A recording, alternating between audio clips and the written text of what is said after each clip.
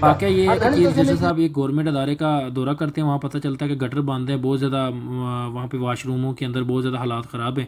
تو وہاں کے گٹر جو بند تھے اس کے اندر ایک ایم این اے کا جو ہے بھانجا ہے وہ میونسپل کمیٹی میں لگا ہوا، تنخواہیں کھا رہا ہے، کبھی آج تک اس نے کام نہیں کیا.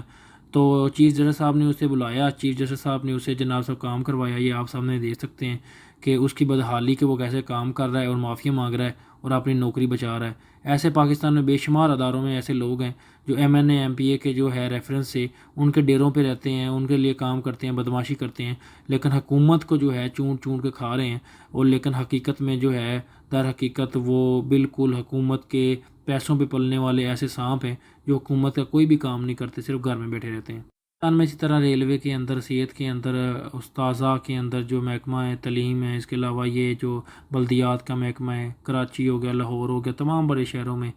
چھوٹے موٹے جتنے بھی صحت کے مراکز ہیں، ہر جگہ پہ جو ہے جتنے بھی ملازمین ہیں چھوٹے چھوٹے، یہ 15 20 40 ہزار پہ کام کرنے والے تو آتے ہیں نہیں اور وہ حکومت کی طرف سے پیسہ کھاتے رہتے ہیں.